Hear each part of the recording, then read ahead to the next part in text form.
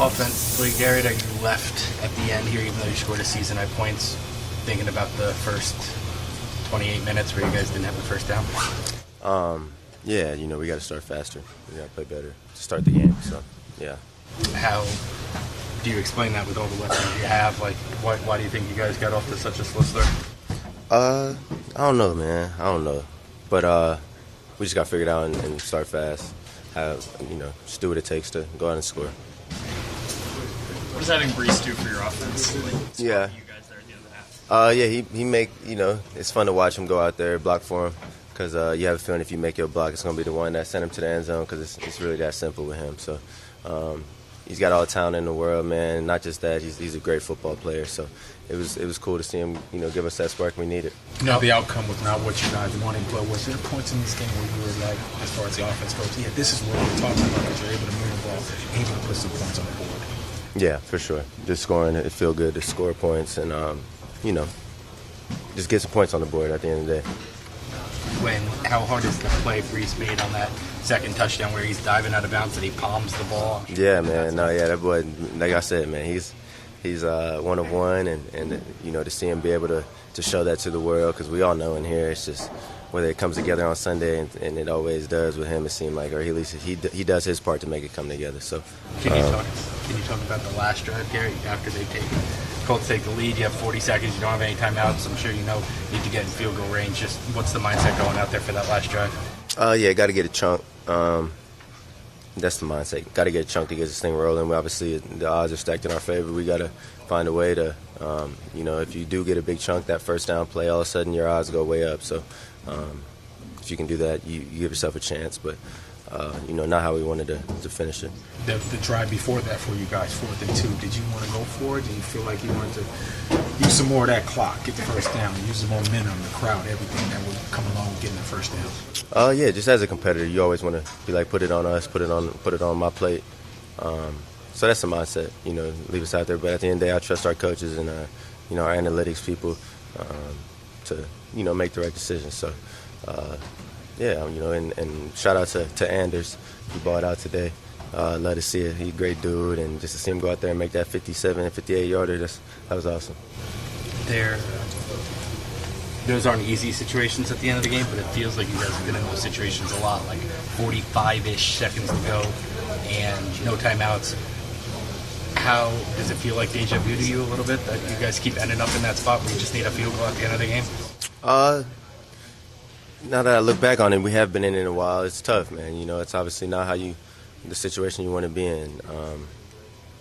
I feel like we haven't done a great job of making it happen in that scenario. And at the end of the day, it's a culmination of the whole game. We got to take advantage of the opportunities that come up early. We got to start the game faster. We got to play good in the first half, and all of a sudden you might not be in that scenario. So, yeah, I'm sorry. Do a few more? You were asked this already, but it seems like there's a lack of complementary football, where the defense is rolling and then the offense can't score, and then the offense gets rolling and then the defense ends up points. I mean, why is it hasn't clicked this year for both of you guys?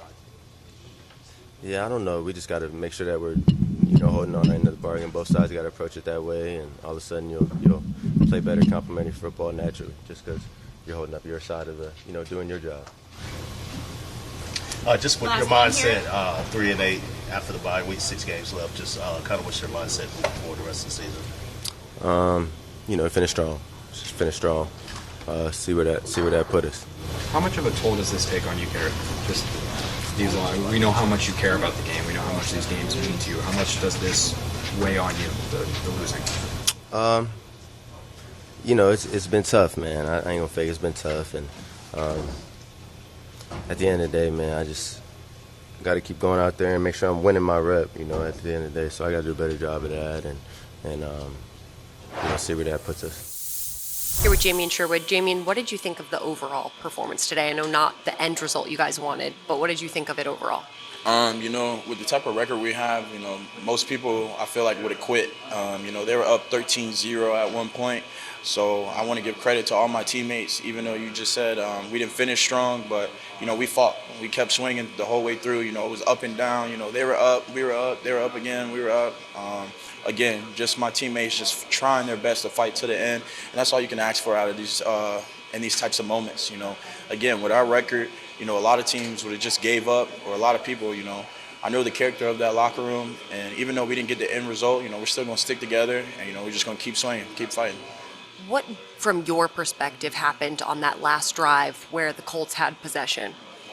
Just simple execution. You know, like I just said over there, you know, you got to rely on your technique. You got to rely on your fundamentals. You know, at the end of the day, you've been doing this since a little kid, and what it is just playing football. You got to go out there, play football.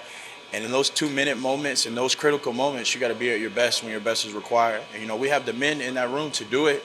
And, you know, we just weren't able to do it, sadly. But, again, like, we still fought hard, and, we know we just got to finish those games out. You guys have the bye week coming up. How do you expect that to benefit the team and maybe kind of relieve the players in a sense? I feel like if you want to change the outcomes and like what's been going on, you know, you're going to take that time to reevaluate, to analyze yourself, to analyze how you can do better within the defense, offense, special teams, how you can do better for this team in general. You know, I want to turn it around, and I know every guy in there wants to turn around. So everything I just said is something that I'm going to take a deep dive into, so I can just be better. You know, there was plays out there that I could have been better, so I wouldn't even just blame it on the last drive. You know, there was plays in the first half that I could have did better. You know, at the end of the day, as a Mike backer, I'm always going to point the finger at myself where could I have been better. So again, in this bye week, just working on my communication skills better, tackling, and just everything all in general, just so we can turn it around. Chuck, how hard is it for a defense to bounce back when you lose one like that? I mean, it hurts initially, but I mean, we got the bye week, we got some time, watch it. Just keep going, honestly. I mean, it's football. We get another chance. We got another chance, another game. What happened on the last drive, especially a couple of those chunk plays, Pierce down the sideline? Was that just a communication issue in terms of coverage? I think that's just us being all locked in on our details, honestly, as to what happened. I mean, I ain't fully seen it yet, but kind of know it a little bit, but it's like just us all being locked in on our details, the small things. And we always say 2 minutes at a time when we got locked in on our technique, the basic technique. So, I mean, just detail type of thing. Richardson is, when he's at his best, a guy that can hurt you with his arm.